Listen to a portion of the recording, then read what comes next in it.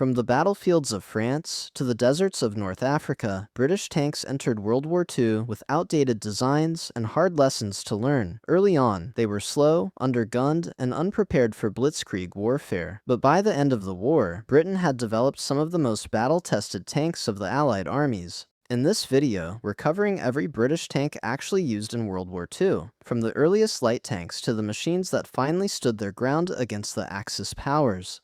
Light Tank Mark I. The Light Tank Mark I was one of Britain's earliest interwar tank designs, and by the time World War II broke out, it was already obsolete. Built primarily as a training and experimental vehicle, it featured thin armor and was armed only with machine guns. Although a few examples existed at the outbreak of the war, the Mark I was never intended for frontline combat. Its limited protection and firepower meant it was quickly relegated to training roles. Still, it represents the mindset of British armored doctrine in the 1930s: mobility over firepower and reconnaissance over direct combat.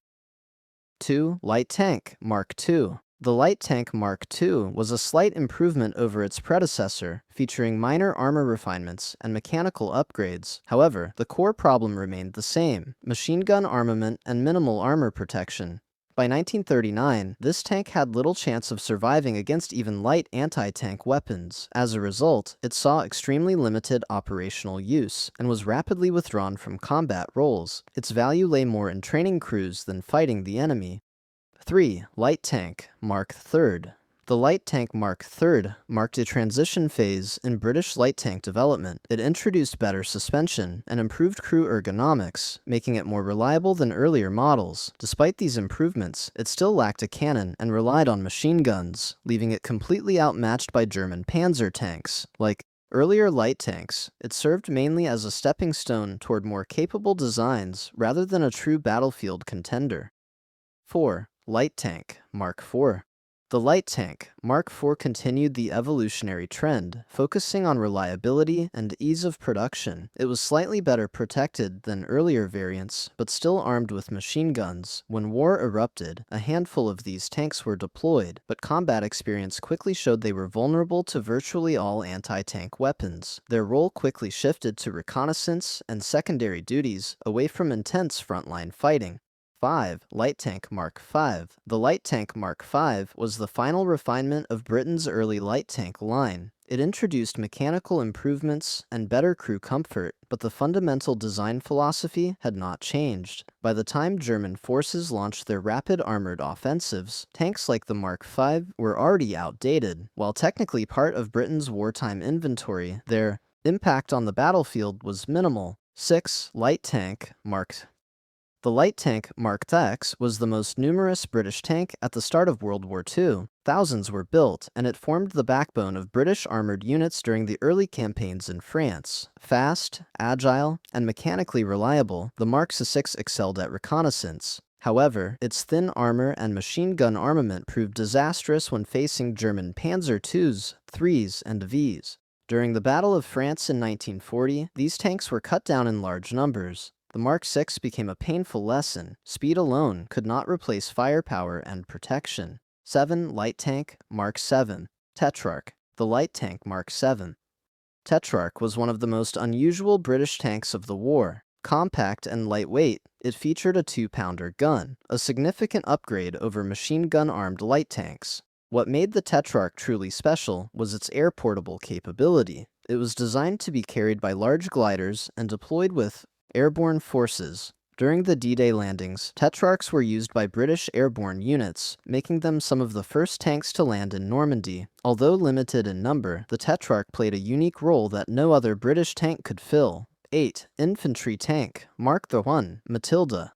The Matilda I represented Britain's early infantry tank doctrine. It was heavily armored for its time, but armed with only a single machine gun. Designed to support infantry advances rather than fight enemy armor, the Matilda was painfully slow and completely ineffective against tanks. During the Battle of France, its thick armor initially impressed German forces, but its lack of firepower made it irrelevant in prolonged engagements. 9. Infantry Tank Mark II. Matilda II. The Matilda II was a completely different beast. Armed with a 2-pounder gun and protected by extremely thick armor, it became legendary during the North African campaign. Early in the Desert War, Axis anti-tank guns struggled to penetrate the Matilda II's armor. It earned a fearsome reputation, earning the nickname Queen of the Desert. However, its slow speed and lack of a high explosive shell limited its flexibility. Once more powerful German guns appeared, the Matilda II gradually lost its dominance. 10. Valentine, all marks. The Valentine was one of the most important British tanks of World War II. Compact, reliable, and heavily armored for its size, it served in almost every theater of the war. Produced in enormous numbers, the Valentine became the most widely manufactured British tank of the conflict. It was used by British forces and extensively supplied to the Soviet Union under Lend-Lease. Though not the most powerful tank, its reliability and survivability made it a favorite among crews. 11. Cruiser Tank Mark I A9. The Cruiser Tank Mark I was Britain's attempt to create a fast, mobile tank for exploitation and maneuver warfare. It featured a 2-pounder gun and high speed, but armor.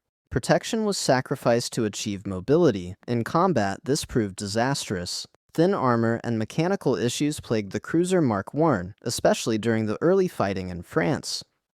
12. Cruiser Tank Mark II A10. The Cruiser Tank Mark II attempted to fix some of the Mark I's weaknesses by adding armor. While this improved survivability slightly, it reduced speed and failed to address mechanical reliability. By 1941, the Mark II was clearly outclassed and quickly replaced by newer cruiser designs. 13. Cruiser Tank Mark III A13. The Cruiser Mark III introduced the Christie suspension system to British tanks, dramatically improving speed and cross-country performance. This was a major step forward. For the first time, British cruiser tanks could match German armor in terms of mobility. However, armor thickness and internal layout issues remained unresolved. 14. Cruiser Tank Mark IV. The Cruiser Mark IV was an incremental improvement, featuring better armor distribution, while retaining high speed. It saw extensive service in North Africa, where its mobility was valued. Still, it remained vulnerable to German anti-tank weapons and suffered from mechanical reliability problems. 15. Cruiser Tank Mark VI Crusader. The Crusader became the symbol of British armored forces during the height of the Desert War. Fast, widely produced, and aggressively deployed, it formed the core of British armored divisions from 1941 to 1943. Unfortunately, it was plagued by poor reliability, overheating engines, and thin armor. While it performed well in maneuver warfare, it struggled in prolonged engagements against German Panzer III and IV tanks. 16. Cavalier. The Cavalier was an attempt to improve cruiser tank performance using existing designs. It featured better armor, but retained many mechanical weaknesses. Its limited production and reliability issues meant it never achieved widespread combat success and was quickly overshadowed by better designs. 17. Centaur. The Centaur was closely related to the Cromwell but used a less powerful engine. While many Centaurs were retained for training, some saw combat, particularly in close support roles during the Normandy campaign. Though not ideal, it helped bridge the gap toward more capable cruiser tanks. 18. Cromwell. The Cromwell marked a turning point in British tank development. Powered by the Rolls-Royce Meteor engine, it was fast, reliable, and far better engineered than earlier cruisers. For the first time, British crews had a tank that combined mobility, reliability, and reasonable firepower. The Cromwell performed effectively in northwest Europe and restored confidence in British armored forces.